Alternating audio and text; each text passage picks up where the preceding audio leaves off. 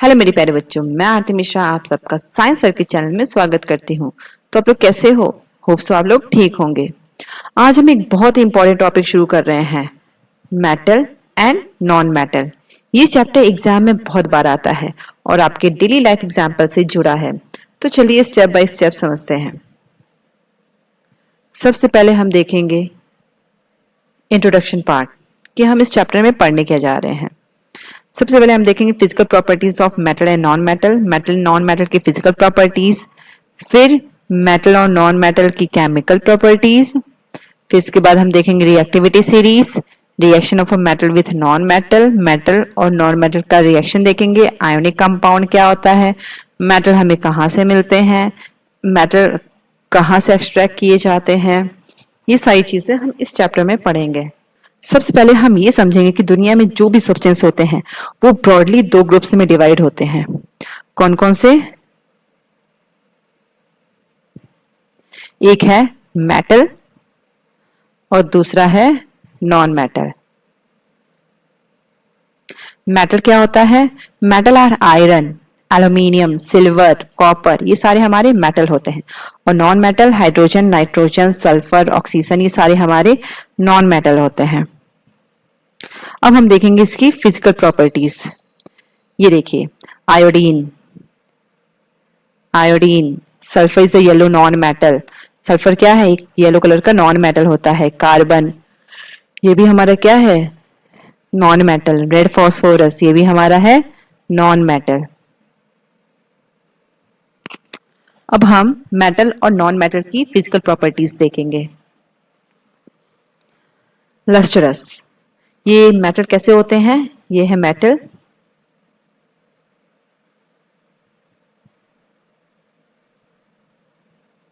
ये है मेटल और ये है नॉन मेटल। चलिए दोनों के बीच में हम डिफरेंस देखते हैं। मेटल लस्टरस होता है, मतलब कि इसका शाइनिंग अपीयरेंस होता है, चमकदार दिखता है। ये गुड कंडक्टर ऑफ इलेक्ट्रिसिटी होता है, हाई मेल्टिंग पॉइंट होता है, हाई डेंसिटी और मैलिएबल। मैलिएबल का मतलब क्या होता है कि मेटल को हम आराम से पीट पीट के उसे पतला कर सकते हैं। जैसे कि एल्यूमिनियम शीट, आपने एल्यूमिनियम फॉयल देखा होगा। उसे हम क्या करते हैं, कैसे वो फॉयल बनता है, उसे मैलिएबल करते हैं, पीटते हैं उसको, तब जाके वो थिन शीट होता है। डक्टाइल, डक्टाइल का क्या मतलब है? ऐसा मेटल, मेटल का ये प्रॉपर्टी है कि वो डक्टिलिटी भी मेटल की ये भी प्रॉपर्टीज है कि वो डक्टाइल हो जाता है, मतलब कि उसको वायर के फॉर्म में भी हम कन्वर्ट कर सकते हैं। जैसे कॉपर, सिल्वर, इन सब का वायर भी नहीं आता है। Usually solid at room temperature, ये रूम टेम्परेचर में कैसा होता है? सॉलिड होता है। Opaque as a thin sheet, opaque होता है ये, मतलब कि आर पार हम इसमें देख नहीं सकते हैं। सोनरस, मतलब सोनरस का मतलब होता है कि ये साउंड प्रोड्यूस करता है। जब भी हम इसे पीटते हैं तो इसमें से आवाज आती है मेटल में। नॉन मेटल हम देखते हैं डल, ये शाइनिंग अपीयरेंस इसका नहीं होता है। Poor conductor of electricity, non ductile, मतलब कि इसे वायर के फॉर्म में हम बना नहीं सकते। Brittle, may be solid, liquid और गैसेस एट रूम टेम्परेचर, ये सॉलिड भी होता है, लिक्विड भी होता है, गैसेस भी होते हैं रूम टेम्परेचर में। Transparent as a thin sheet, ये ट्रांसपेरेंट होते हैं थिन शीट की तरह, मतलब कि ऊपर नीचे आप सब देख सकते हैं कि इसके पीछे क्या है और फ्रंट में क्या है। नॉट सोनरस, मतलब कि नॉट प्रोड्यूस साउंड, ये साउंड को प्रोड्यूस नहीं करता। चलिए हम नेक्स्ट देखते हैं।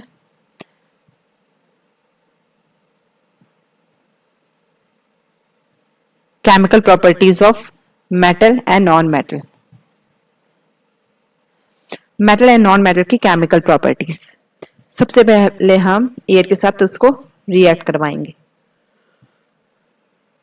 जब हम मेटल और ऑक्सीजन को रिएक्ट करवाते हैं तो हमें क्या मिलता है? Metal oxide. एग्जाम्पल लेते हैं, जैसे हमने मैग्नीशियम का रिबन लिया और वो ऑक्सीजन के कांटेक्ट में आया तो क्या बन गया? MgO, magnesium oxide. Metal oxide, metal क्या है हमारा? मैग्नीशियम, और ये oxygen, oxide, metal oxide, magnesium oxide बन गया। The reactivity of different metal is different with oxygen. Reactivity, metal की जितनी भी रिएक्टिविटी होती है वो सब डिफरेंट होती हैं ऑक्सीजन में। चलिए देखते हैं कैसे। सोडियम और पोटेशियम जब ये एयर के कांटेक्ट में आती हैं, ऑक्सीजन के कांटेक्ट में आती हैं, तो ये जल्दी आग पकड़ लेती हैं और इसीलिए कभी भी इसको खुले में नहीं रखना चाहिए, इसको हमेशा स्टोर करके रखना चाहिए केरोसिन में। Metal like magnesium, aluminium, zinc and lead from a thin layer of oxide on their surface which protect them from oxidation। Metal कौन कौन से, मैग्नीशियम, एल्यूमिनियम, जिंक, लेड, ये सब क्या है, एक थिन लेयर ऑफ ऑक्साइड होता है इसमें उनके सरफेस पे, जो कि विच protect them from further oxidation, जो कि ऑक्सीडेशन होने से बचाता है इन सबको, इन सबका ऑक्सीडेशन नहीं हो पाता है। Iron doesn't burn easily, iron easily burn नहीं हो पाता है, लेकिन हाँ अगर उसे जलाया जाए तब वो उसमें फायर कैच होता है, आग लगती है। और बर्न क्विकली व्हेन हीटेड, और ये जब हीट करेंगे इसको तो बहुत जल्दी जलता है। Copper doesn't burn but form a black layer of a copper oxide on surface. Copper मतलब कि तांबे के आपने बर्तन देखे होंगे, तांबे की चम्मच, लोटा, इन सब में क्या, जब ये एयर के कांटेक्ट में आते हैं तो इसमें ब्लैक कलर का कॉपर ऑक्साइड इनके सरफेस पे जमा हो जाता है, जो कि हमें ब्लैक ब्लैक दिखता है या फिर कभी कभी ग्रीन कलर का दिखता है। तो ये क्या है, ये भी रिएक्ट करता है। Gold silver don't react with oxygen at all. Gold और सिल्वर को बाहर रख दो तो कभी भी उसमें जंग नहीं लगते हैं या फिर ऑक्सीजन से रिएक्ट करके उसमें कोई चेंजेस नहीं होते हैं। आयरन, आयरन को भी अगर आप रख दो बाहर तब क्या वो चेंज हो जाएगा उसका रिएक्शन? नहीं, कभी नहीं होगा। ऑक्सीजन के कांटेक्ट में आयरन, ऑक्सीजन के कांटेक्ट में आयरन जब रहता है तो उसमें कोई चेंजेस नहीं होते हैं। अब हम देखते हैं, ये देखिए पोटेशियम और सोडियम जब आपस में रिएक्ट करते हैं तो देखिए कैसे आग पकड़ता है। अब हम देखेंगे एम्फोटेरिक ऑक्साइड। एम्फोटेरिक ऑक्साइड क्या होता है? इसका मतलब कि जब हम एसिड, मेटल को एसिड के साथ रिएक्ट कराएंगे तो ये बेस की तरह काम करेगा, और जब बेस की तरह काम करवाएंगे, इसको रिएक्ट करवाएंगे मेटल के साथ, तो एसिडिटी, एसिड की तरह एक्ट करेगा। चलिए देखते हैं। An amphoteric oxide is an oxidate that can react both with acid and bases to form salt and water। Amphoteric oxide क्या होते हैं? ये दोनों के साथ रिएक्ट करते हैं, एसिड के साथ भी और बेस के साथ भी, और क्या फॉर्म करते हैं? Salt and water. चलिए देखते हैं पहले एसिड के साथ रिएक्शन। इसका मतलब कि क्या, कैसा बिहेवियर करते हैं? डुअल बिहेवियर, समटाइम्स तो डुअल बिहेवियर करते हैं। चलिए देखते हैं हम। एल्यूमिनियम ऑक्साइड लिया और HCl के साथ, HCl क्या हमारा एसिड, रिएक्ट करवाया तो हमें क्या मिलेगा? AlCl3 और H2O। तो AlCl3 हमारा क्या है? ये हमारा बेस है। तो इसका मतलब कि ये कभी कभी किसकी तरह काम करता है? बेस की तरह। Reaction with base act like an acidic, जब बेस के साथ हम रिएक्ट करवाएंगे, चलिए देखते हैं वो कैसे। एल्यूमिनियम ऑक्साइड को ही लिया हमने, अब इसकी बार हमने इसको सोडियम हाइड्रोक्साइड के साथ रिएक्ट करवाया तो हमें क्या मिलेगा? Sodium aluminate. Important note: this property help in identifying metalloid as some metal that show mixed behavior। इसका मतलब कि कुछ मेटल मिक्स्ड बिहेवियर भी शो करते हैं। चलिए हम नेक्स्ट स्लाइड पे मूव करते हैं। अब हम देखेंगे reaction of metal with water. Water के साथ जब मेटल का रिएक्शन होता है तब क्या होता है? मेटल वाटर जब रिएक्ट करते हैं तो क्या बनते हैं, क्या बनता है? मेटल ऑक्साइड और हाइड्रोजन गैस। और मेटल ऑक्साइड जब वाटर के साथ ऐड होता है तो क्या बन जाता है? Metal hydroxide. चलिए देखते हैं कैसे। For potassium and sodium, potassium और सोडियम के साथ जब हम रिएक्ट करवाएंगे, पोटेशियम सोडियम को वाटर के साथ रिएक्ट करवाएंगे तब क्या होगा? तो रिएक्ट सो वायलेंटली, ये बहुत ही जल्दी क्या करेगा? इसमें हीट निकलेगी। पहले तो जब हीट निकलेगी उसके बाद हाइड्रोजन गैस इवॉल्व होगा और उसके बाद बहुत ही जल्दी इसमें आग लग जाएगी और वो आग पकड़ लेगा, और ये काम बहुत ही वायलेंटली तरीके से होगा। एक एग्जाम्पल के साथ हम देखते हैं सोडियम और वाटर। सभी मेटल पानी में एक तरह का रिएक्शन नहीं करते हैं, कुछ बहुत तेज करते हैं, कुछ धीरे करते हैं और कुछ तो बिल्कुल भी नहीं करते हैं। तो हमने देखा पोटेशियम और सोडियम ये किस में आते हैं, बहुत तेज स्पीड में रिएक्शन करते हैं। चलिए हम कैल्शियम का देखते हैं। The reaction of a calcium with water is less violent, ये कम वायलेंट होता है as compare to potassium and sodium. ये क्या इवॉल्व करता है, हीट इवॉल्व करेगा, is not sufficient for the hydrogen catch fire. जो ये हीट इवॉल्व करता है तो ये ऐसा नहीं है कि हाइड्रोजन गैस जो इसमें रिलीज होती है, heat evolve is not sufficient for the hydrogen to catch fire. इसमें क्या है कि हाइड्रोजन गैस जो इवॉल्व होती है हीट की वजह से इतना सफिशिएंट अमाउंट में नहीं निकलता है हाइड्रोजन कि वो कैच फायर, वो आग पकड़ ले। चलिए देखते हैं तो क्या होता है उसमें। कैल्शियम स्टार्ट फ्लोटिंग, कैल्शियम पानी में तैरने लगता है। क्यों? क्योंकि जो हाइड्रोजन गैस है वो कैल्शियम के सरफेस पे आके चिपक जाते हैं, बबल्स के फॉर्म में चिपक जाते हैं, इसीलिए वो फ्लोट करता है। जैसे कैल्शियम और ये वाटर लिया हमने तो क्या बनेगा, कैल्शियम हाइड्रोक्साइड और हाइड्रोजन गैस हमारा रिलीज होगा। मैग्नीशियम के सेंस में देखते हैं, मैग्नीशियम मेटल क्या करता है, does not react with cold water. ये कोल्ड वाटर के साथ तो कभी रिएक्ट नहीं करता है, लेकिन हॉट वाटर के साथ करता है। Form magnesium hydroxide and hydrogen, it react with hot water to form, क्या फॉर्म करता है तब, मैग्नीशियम हाइड्रोक्साइड फॉर्म करता है और hydrogen. It also start floating, ये भी फ्लोट करना स्टार्ट कर देता है। क्यों? क्योंकि हाइड्रोजन गैस जो इसमें से इवॉल्व होता है, ये देखिए ये हाइड्रोजन गैस जो इवॉल्व होता है बबल के फॉर्म में सरफेस पे आके स्टिक कर जाता है, इसलिए ये भी वाटर में फ्लोट करता है। लेड, कॉपर, सिल्वर, गोल्ड ये वाटर में कभी भी रिएक्ट नहीं करते हैं।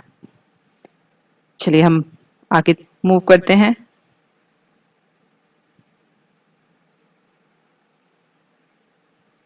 Reaction of metal with acid, acid के साथ जब रिएक्शन होता है तब क्या होता है, मेटल प्लस डाइल्यूट एसिड, जैसे कि एग्जांपल है मैग्नीशियम, मैग्नीशियम हाइड्रोक्लोराइड। आप जिंक का भी एक एग्जांपल ले सकते हैं, जिंक उसमें हमने ऐड कर दिया HCl, तो क्या बनेगा, जिंक क्लोराइड और हाइड्रोजन गैस इसमें से इवॉल्व होगा। और एक minute, copper does not react with dilute acid, copper कभी भी डाइल्यूट एसिड के साथ रिएक्ट नहीं करता है। Hydrogen gas does not form when a metal react with nitric acid because nitric acid is a strong oxidising agent. Hydrogen gas कभी भी form नहीं होता है, कब, जब मेटल रिएक्ट करता है किसके साथ, नाइट्रिक एसिड के साथ। क्यों? क्योंकि नाइट्रिक एसिड खुद में ही एक स्ट्रॉन्ग ऑक्सीडाइजिंग एजेंट है। It turn the hydrogen gas into water, reduces itself to nitrogen oxide like N2O, NO, NO2। HNO3 क्या करता है, खुद को ही रिड्यूस कर लेता है और क्या बनाता है, N2O, NO, NO2 ये सारी चीजें वो खुद ही बनाता है। हाउएवर मैग्नीशियम एंड मैग्नीज ये क्या करते हैं, can react with very dilute nitric acid to release hydrogen gas. जब ये डाइल्यूट नाइट्रिक एसिड के साथ रिएक्ट करते हैं तो ये क्या रिलीज करते हैं, हाइड्रोजन गैस। चलिए हम नेक्स्ट स्लाइड पे मूव करते हैं। अब हम देखेंगे reaction of a metal with solution of other metal salt. जब मेटल दूसरे मेटल सॉल्ट के साथ रिएक्ट करता है तब क्या होता है, reactive metal can displace less reactive metal from there compound in a solution और मोल्टेन फॉर्म। जब भी रिएक्टिव मेटल रिएक्ट करते हैं तो डिस्प्लेस करते हैं मेटल्स को आपस में, एक मेटल दूसरी जगह से दूसरी की जगह ले लेता है। कैसे, हमने आयरन नेल लिया, ठीक है, उसके ऊपर हमने आयरन नेल को डिप किया किसमें, कॉपर सल्फेट में, और ये आयरन कॉपर को डिस्प्लेस कर देगा। क्यों? क्योंकि आयरन मोर रिएक्टिव एलिमेंट है एज कंपेयरिंग टू कॉपर। तो यहाँ क्या आ जाएगा, आयरन सल्फेट और कॉपर बाहर हो जाएगा। चलिए हम इसको एक पिक्चर के फॉर्म में देखते हैं। ये आयरन नेल है हमारा जिसे हमने Fe से इसका केमिकल फॉर्मूला है, और CuSO4 ये है सॉल्यूशन CuSO4 का। जब ये आयरन नेल रिएक्ट करेगा कॉपर सल्फेट के साथ तो ये कॉपर की जो कॉपर है उसकी परतें आयरन नेल पे अपने आप ही आ जाएंगी।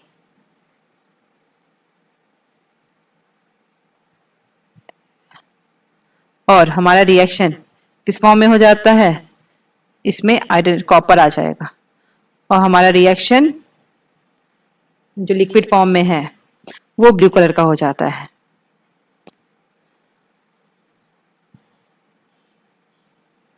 वो ब्लू कलर का हो जाएगा और क्या बन जाएगा, फेरस सल्फेट, और कॉपर कहाँ चले जाएगा, आयरन नेल के पास।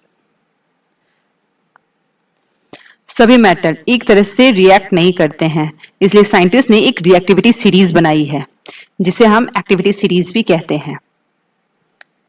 चलिए देखते हैं कैसे। Reactivity series is a list of a metal arrange in decreasing order. Reactivity series इस तरह से अरेंज किया गया डिक्रीजिंग ऑर्डर में। पहला कौन सा है, potassium, sodium, calcium, magnesium, aluminium. ये पांचों क्या हैं, ये है हमारे most reactive element, highly reactive element. Carbon, zinc, iron, tin, lead, ये है हमारे less reactive metal. Hydrogen, copper, silver, gold, platinum, ये वेरी अनरिएक्टिव एलिमेंट है। टॉप वाले हमेशा हाईली रिएक्टिव मेटल होंगे और बिलो वाले, बॉटम वाले लिस्ट रिएक्टिव मेटल होते हैं। अब हम देखेंगे कि कैसे ये इलेक्ट्रॉन को डोनेट करते हैं आपस में। तो बच्चों, क्या आपने सुना है कि सॉल्ट यानी कॉमन नमक असल में एक मेटल और नॉन मेटल की दोस्ती है। आज हम देखेंगे कैसे मेटल और नॉन मेटल आपस में रिएक्ट करते हैं। पहले हम मेटल को लेते हैं। जो हमारा मेटल है ये इलेक्ट्रॉन डोनेट करता है, इलेक्ट्रॉन डोनेट करता है। इसका मतलब कि ये लूज करता है इलेक्ट्रॉन को और क्या बनाता है, कैटायन, और पॉजिटिव चार्ज के ऊपर लग जाता है। नॉन मेटल क्या होता है, ये गेन करता है इलेक्ट्रॉन को, इलेक्ट्रॉन गेनर होता है। इलेक्ट्रॉन को ये एक्सेप्ट करता है, तो हम कह सकते हैं कि इलेक्ट्रॉन को गेन करता है और क्या बनाता है, एन आयन, इसका मतलब एम नेगेटिव आयन। और फिर हमें रिजल्ट में क्या मिलता है, रिजल्ट में मिलता है हमें आयोनिक कंपाउंड, एक बैलेंस्ड कंपाउंड मिलता है, इलेक्ट्रोवैलेंट कंपाउंड, ये भी हम कह सकते हैं।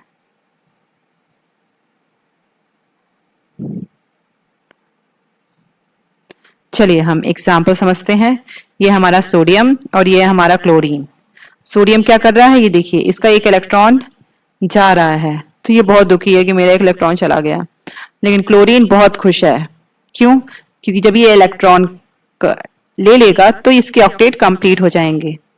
तो इसके ऊपर इसने तो दे दिया, तो इसके ऊपर कौन से चार्ज होंगे, पॉजिटिव, और ये लेगा तो इसके ऊपर नेगेटिव चार्ज आ जाएंगे। चलिए देखते हैं। The reactivity of element is there tendency to get a completely fill outermost shell. जो एलिमेंट होती हैं उनकी टेंडेंसी ये होती है कि वो अपने आउटरमोस्ट सेल को कंप्लीट करें। Metal atom loose electron, metal क्या करता है, एटम लूज को, इलेक्ट्रॉन को लूज करता है अपने आउटर शेल से और क्या बनाता है, पॉजिटिव आयन, मतलब कैटायन। और वाइल नॉन मेटल क्या करते हैं, वो इलेक्ट्रॉन को गेन करते हैं अपने आउटर शेल से और क्या बन जाते हैं, नेगेटिव आयन, मतलब anion. Reaction of sodium and chlorine to form sodium chloride. ये इलेक्ट्रॉन ले रहा है तो क्या बन गया अब हमारा, NaCl, Na positive, Cl minus.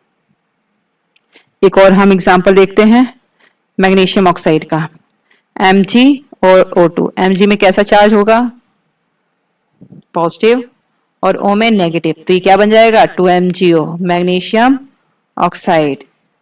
Magnesium ने क्या किया, इलेक्ट्रॉन को लूज किया और किसने ले लिया, O ने इसको गेन कर लिया और क्या बन गया हमारा, आयोनिक कंपाउंड। इसी को ही हम कहते हैं आयोनिक कंपाउंड। तो अभी तक हमने क्या पढ़ा, अभी हमने देखा था पहले इंट्रो पार्ट, फिर हमने देखा मेटल क्या होते हैं, नॉन मेटल क्या होते हैं, उसके बाद मेटल एसिड के साथ रिएक्शन, ऑक्सीजन के साथ रिएक्शन, मेटल के साथ, नॉन मेटल के साथ रिएक्शन, ये सारी चीजें हमने इसमें देखी। उसके बाद हमने देखा रिएक्टिविटी सीरीज क्या होता है, रिएक्टिविटी सीरीज। तो इस वीडियो में बस इतना ही टॉपिक कवर होगा। नेक्स्ट वीडियो में हम देखेंगे इसके आगे के टॉपिक्स को। तो अगर आपको अच्छा लगा हो ये वीडियो तो चैनल को सब्सक्राइब करना मत भूलिएगा और वीडियो को लाइक जरूर कर दीजिएगा। और अगर कोई आपको डाउट है तो आप कमेंट बॉक्स में पूछ सकते हैं। Thank you for watching.